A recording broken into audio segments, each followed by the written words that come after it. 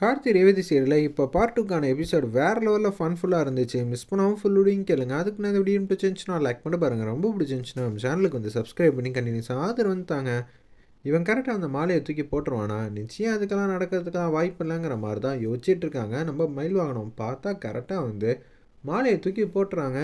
அச்சச்சோ, என்னடா இவன் கரெக்டாக வந்து மாலையை தூக்கி போட்டுட்டான், இப்போ என்ன பண்ண போகிறோன்னு தெரிலங்கிற மாதிரி மயில் வாகனம் வந்து யோசிக்கும் போது, ரேவதி நீயாவது வந்து கரெக்டாக வந்து போட்டுறாதம்மா அப்படின்னு சொல்லி மயில் வாகனம் வந்து சொல்கிறாங்க. என்னம்மா ப்ளஸ் சொன்னீங்க? ரேவதியை வந்து என்கரேஜ் பண்ண அத்தை அப்படின்னு சொல்லி காமெடியாக வந்து பேசிகிட்டு இருக்காங்க. கார்த்தி வந்து ஃபோன் பேசிகிட்டு இருக்காங்க. மாலையை தூக்கி வந்து வீசுகிறாங்க. கடவுளே, நீங்கள் தான் வந்து இந்த மாலையை வந்து கார்த்தி கழுத்தில் வந்து கொண்டு போய் சேர்க்கணுன்னு மயில் வாகனம் வந்து யோசிக்கும் போது கரெக்டாக அதே மாதிரி வந்து கார்த்தி கழுத்தில் வந்து மாலை வந்து விழுந்துருச்சு. ஐ ஜாலி ஜாலி ஜாலி ஜாலிங்கிற மாதிரி மயில் வாகனம் வந்து உணர்ச்சிவசப்பட்டு அவங்க வேண்டின எல்லா விஷயம் நடந்ததுனால கத்துறாங்க.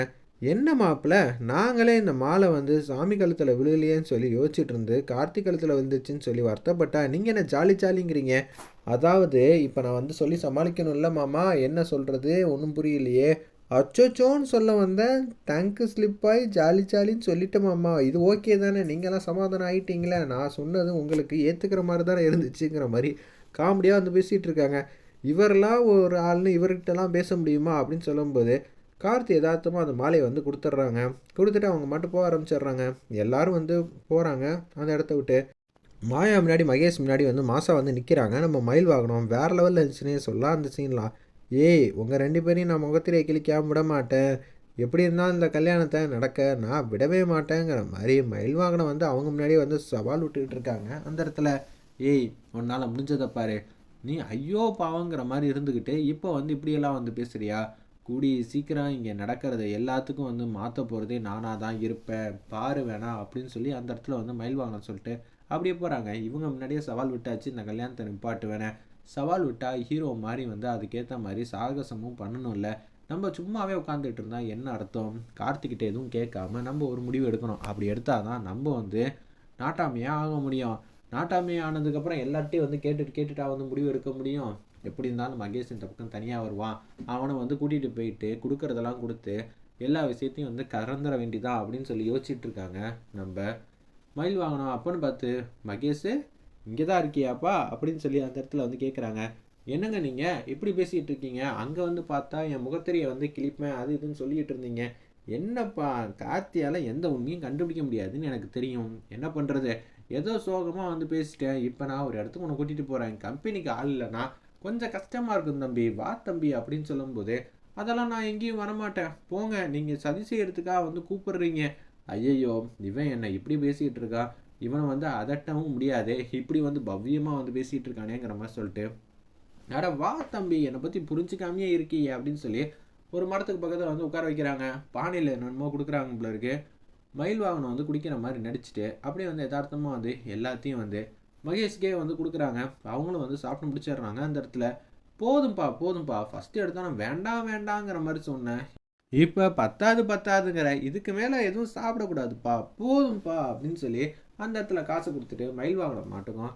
பக்கத்தில் வந்து தண்ணி வந்து ஓடிக்கிட்டு இருக்கு. அதுக்கு பக்கத்தில் வந்து உட்காந்துக்கிட்டு இருக்காங்க. சரிப்பா, இங்கே உட்காந்தா குழுன்னு இருக்குல்ல? ஆமாங்க, மனசே வந்து பறக்கிற மாதிரி இருக்கு. மனசு பறக்கிற மாதிரி இருக்கா? நீ ஒரு புதிர்ப்பா அப்படின்னு சொல்லி மயில் வாகனமும் வந்து நிதானம் இல்லாத மாதிரி உட்காந்துக்கிட்டு நடிச்சுக்கிட்டு இருக்காங்க அந்த இடத்துல. செல்லு வேற இங்கே இருக்கே, சரி செல்லை தூக்கி போட்டுருவோமா, இது வேற வந்து கடுப்பாக வருது, பரவாயில்ல கையிலேயே இருக்கட்டும்ங்கிற மாதிரி வீடியோ ஆதார் எடுக்கணும்னு ரெடியாக வச்சுருக்காங்க. எப்படிப்பா, உனக்கு எதுக்காக இந்த கல்யாணத்துக்கு வந்து ஒத்துக்கிட்ட தெரிஞ்சுக்கலாமா? சரி, நான் உங்ககிட்ட வந்து ஃப்ரீயாக சொல்கிறேன்னு சொல்லி எல்லாத்தையும் உண்மையாக வந்து போட்டு அடிக்கிறாங்க நம்ம மகேஷ். இது எல்லாத்தையும் வீடியோ ஆதாரமாக எடுத்துக்கிட்டு இருக்காங்க மயில் வாகனம். எனக்கு ரேவதியை வந்து சுத்தமாகவே வந்து பிடிக்காது. அப்படியாப்பா, வேறு எதுக்காக இந்த கல்யாணத்துக்கு வந்து நீங்கள் ஒத்துக்கிட்ட? சாமுண்டேஸ்வரி மாப்பிள்ளனா எவ்வளோ பெரிய அங்கீகாரம், அது மட்டும் இல்லாமல் எல்லாரும் என்னை மதிப்பாங்க. இன்னொன்று, வசதி வாய்ப்பு பணம் எல்லாம் இருக்குல்ல, அதுக்காக தான் நானும் மாயாவும் திட்டம் போட்டு இந்த மாதிரி கல்யாணத்துக்கு ஒத்துக்கிட்டோம் அப்படின்னு சொன்னேன். என்னது, திட்டம் போட்டு கல்யாணத்துக்கு வந்து ஒத்துக்கிட்டீங்களா?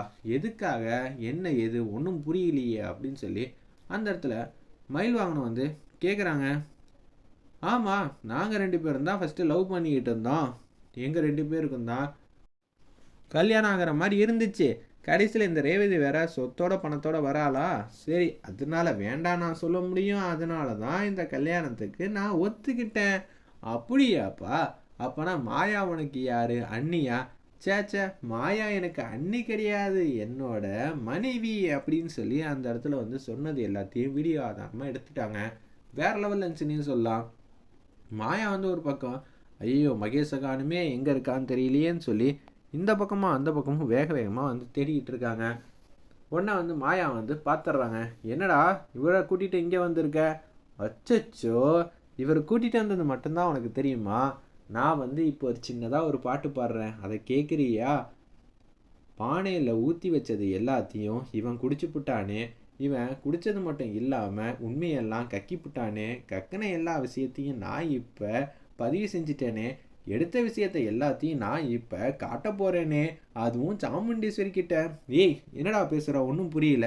சரி தெளிவாகவே சொல்கிறேன். இவன் ஒரு விஷயத்த வந்து சாப்பிட்டான், அதுக்கப்புறம் இங்கே உட்காந்தான், எல்லா விஷயத்தையும் வந்து சொல்லிட்டான். அதுவும் உங்கள் 2 பேருக்குள்ளே இருக்கிற எல்லா சம்மந்தப்பட்ட விஷயத்தையும் வந்து உண்மையை வந்து கக்கிட்டான். அதை நான் படமாக எடுத்துட்டேன். இந்த படத்தை எடுத்ததை வந்து சாமுண்டீஸ்வரி கிட்ட நான் வந்து காட்ட போகிறேனே.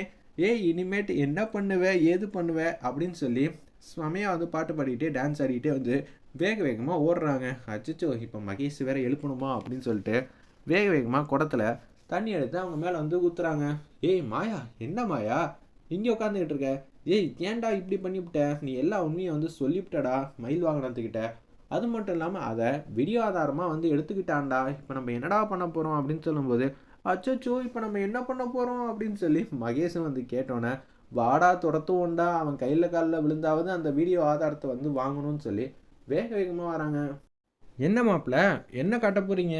மகேஷ் மாப்பிள்ள வந்து என்னென்னலாம் சொல்லியிருக்காங்கன்னு இந்த வீடியோ ஆதாரத்தை நீங்களே பாருங்கங்கிற மாதிரி சொன்னோன்னே கார்த்திக் ஒன்றும் புரியல. என்னது தனியாக போய் கல்யாணத்தை வந்து நிப்பாட்டிட்டாப்லையா அப்படின்னு தான் கார்த்திக் வந்து யோசிக்கிறாங்க. என்ன மாப்பிள்ள அதில் இருக்குது, ப்ளே பண்ணி பாருங்கன்னொன்னே அப்படியே வந்து காட்டுறாங்க. பார்த்தா அந்த இடத்துல வாய்ஸ் எதுவுமே வந்து ரெக்கார்ட் ஆகலை போல இருக்குது, படம் மட்டும்தான் இருக்குது. இதை வந்து பார்த்தோன்னே ஒன்றும் புரியலையே, சந்தோஷமாக வந்து பேசுகிறாருன்னு தான் தெரியுது. உடனே வந்து இந்த விஷயத்த வந்து அவங்க மாமாவும் வந்து கேட்குறாங்க, கார்த்தியோட தாய் மாமனும். அப்படி கேட்டோன்னே, தம்பி இதில் எதுவுமே வந்து பதிவாகலையே. அச்சச்சோ, பதிவாகலையா? இதை கேட்டோன்னே வந்து மாயாவும் மகேஷும் வந்து ரொம்ப சந்தோஷப்படுறாங்க. சரி இந்த ஊரை விட்டு போயிடலாங்கிற மாதிரி தான் யோசித்தோம். ஆனால் கடவுளே நம்ம பக்கம்தான் இருக்காங்க. நிச்சயம் உனக்கும் ரேவதிக்கும் கல்யாணத்தை யாராலையும் தடுக்க முடியாது. இன்னொரு வாட்டி எதையும் வந்து உளறி வைக்காத, இது நமக்கு கிடைச்ச 2வது சந்தர்ப்பங்கிற மாதிரி மாயா வந்து சொல்லிகிட்டு இருக்காங்க. சரிம்மா, நீ சொன்ன மாதிரியே நான் இப்போ கொஞ்சம் புத்திசாலித்தனமாக இருக்கேன், இனிமேட்டு நான் யார்கிட்டையும் எதையும் சொல்லிட மாட்டேங்கிற மாதிரி மகேஷ் வந்து யோசிக்கிற மாதிரி காட்டுறாங்க. வேறு லெவலில் வந்து ஃபன்ஃபுல்லாக இருந்துச்சுன்னே சொல்லலாம். பார்ப்போம் என்ன நடக்க போகுதுன்னு.